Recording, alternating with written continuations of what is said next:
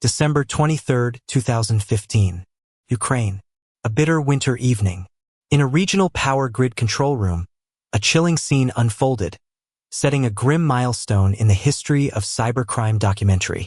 An engineer sat frozen with disbelief, his hand on the mouse, watching the cursor move on its own. This was not a system glitch. This was an alien hand taking control. The cursor hovered, clicked, OK, and instantly a critical section of the power grid was gone. Tens of thousands of apartment lights blinked off, and heaters died in mid-cycle.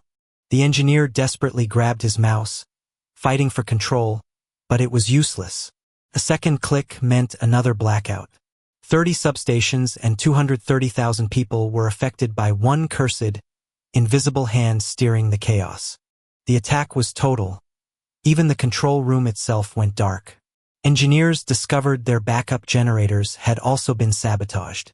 No bombs, no storm, just a group of hackers stealing a nation's electricity in real time using stealth and sophistication.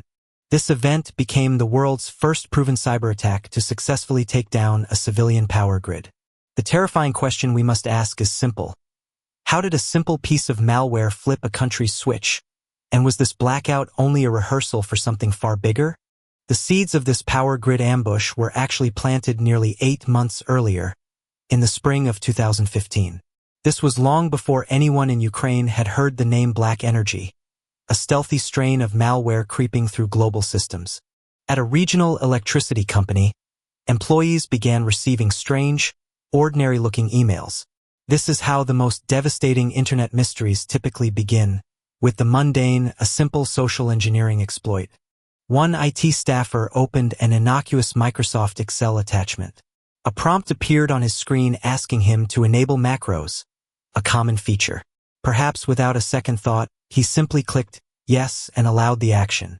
That single click silently released the Black Energy malware onto the corporate network. An invisible backdoor was instantly opened, establishing a beachhead within the power company's internal IT systems. There were no alarms and no immediate chaos. Black Energy is not a simple smash-and-grab virus, but rather a sophisticated suite of tools designed for quiet conquest and espionage. For weeks, the hackers methodically spread their digital roots. They weren't after financial data. Their goal was pure sabotage. They focused on stealing login credentials, mapping out network topologies, and carefully learning the daily routines of the power engineers. The security teams had segmented the critical SCADA network, the system that controls the flow of electricity behind firewalls. This is a standard measure. However, isolation does not guarantee invulnerability. The intruders patiently probed for a bridge between the corporate side and the control side. They discovered that some employees occasionally remote into the critical SCADA network via VPN. Crucially, this remote access required only a simple username and password. There was no multi-factor authentication and no one-time tokens in place. Only one secret password stood between the hackers and the country's power grid controls. Thanks to the malware's sustained espionage, the attackers successfully acquired several of those critical passwords. Day by day, the threat inside grew stronger and the Ukrainian engineers remained totally unaware. The attackers moved freely through the networks for months, like ghosts mapping out the hallways of a fortress from the inside. They planned something unprecedented, using small test runs like a furtive toggle here or there, which went unnoticed. 8 months of silent intrusion had passed without a single alarm. This prolonged espionage highlights the patience and precision required in modern high-stakes cybercrime. The only question was what these digital ghosts were ultimately preparing to destroy.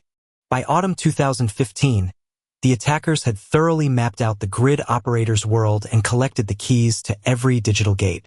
This level of thoroughness defines an advanced persistent threat, or APT, in action. Their ultimate goal was not just to turn off the electricity, but to ensure it stayed off for as long as possible. Breaking in was merely step one. The next steps involved a stroke of genius in both psychological warfare and digital sabotage. First, they targeted the operator's lifeline, the uninterruptible power supply devices inside 2 of the 3 main control centers. These are the critical backup batteries that keep the control rooms powered during an outage. The attackers remotely accessed the UPS controllers and maliciously reprogrammed them. In the event of a power outage, the backups were configured to not kick in, but instead to actively shut everything off.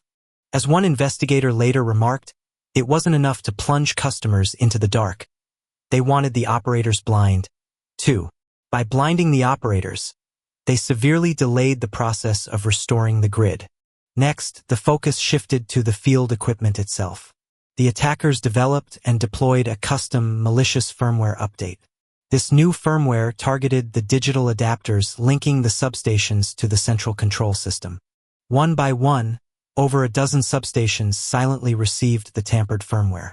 The effect was that as soon as the hackers struck, these critical communication devices would brick themselves, becoming unresponsive hunks of silicon.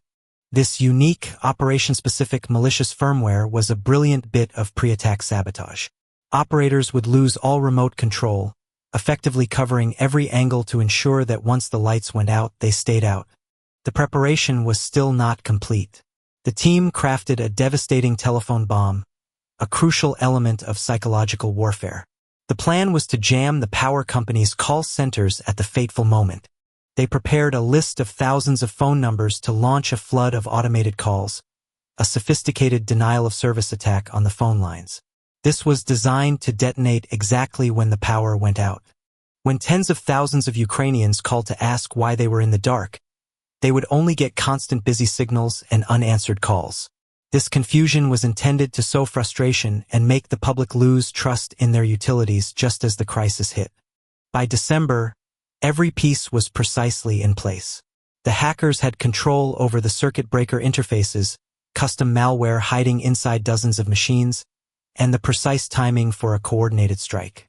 A perfect digital storm was engineered, a testament to the patient and calculated aggression of state-sponsored cybercrime. The only decision left was precisely when to pull the trigger on this unprecedented attack. At 3:30 p.m. on December 23, 2015, the trap finally sprang. Using the stolen VPN credentials, the attackers simultaneously slipped into the live SCADA control systems of 3 different regional power companies. In each center, they moved with surgical precision.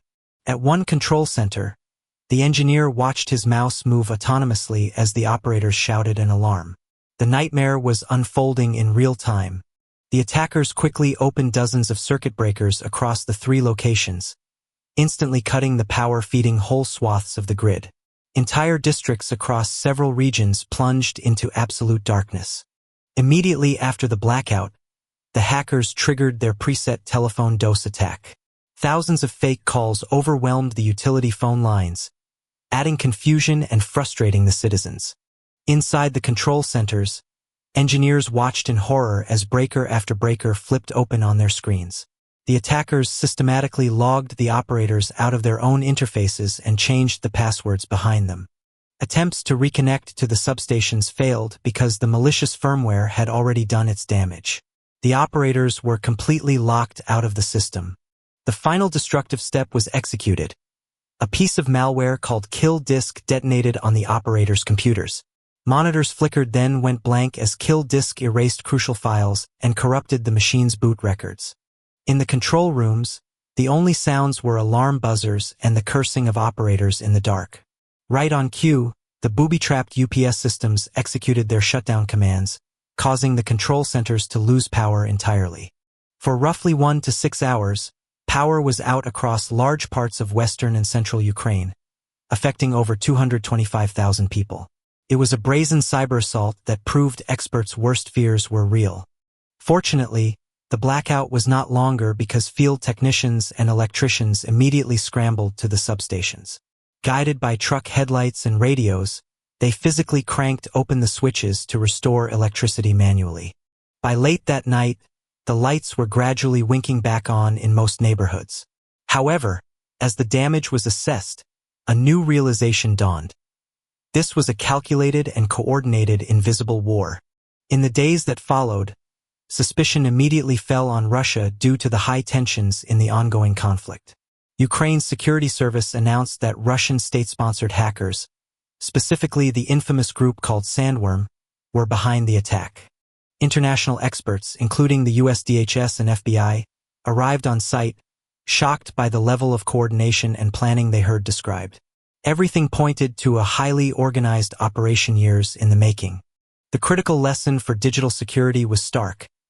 This attack used the system's own features against itself. From exploiting simple office macros to hijacking VPNs, this attack proved such infrastructure assaults were not only possible but repeatable.